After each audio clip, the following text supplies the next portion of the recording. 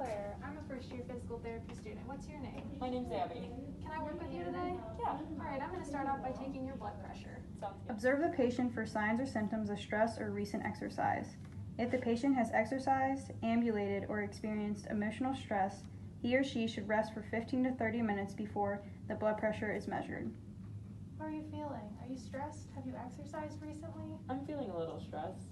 Okay, we'll wait 15 minutes.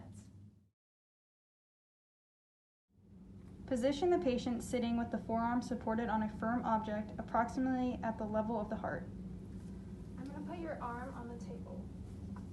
Expose the antecubital space of the left or right arm. Do not roll the shirt or blouse sleeve too tightly because it may partially occlude the artery. Next, palpate the brachial pulse so you know where to put the stethoscope.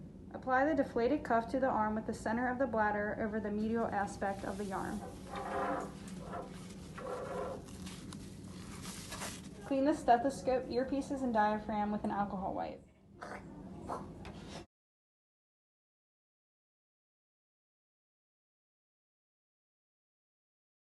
Next, apply the stethoscope to the ear with the earpieces directed forward. The cuff should be 2.5 centimeters above the antecubital space. Attach the manometer to the cuff or place so that the needle and scale can be observed easily.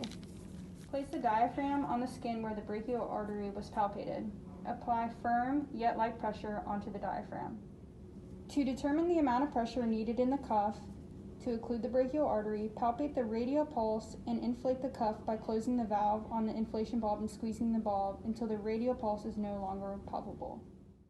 After 30 to 60 seconds, reinflate the cuff to 15 to 20 millimeters of mercury above the pressure that previously occluded the artery.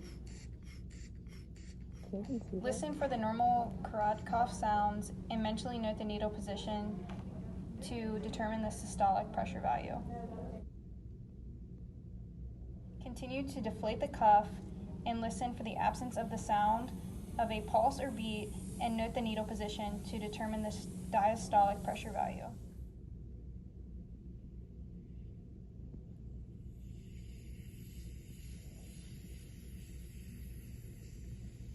Allow the cuff to deflate completely, remove it from the patient, and remove the stethoscope from your ears. Record the values, including the patient's position and extremity used.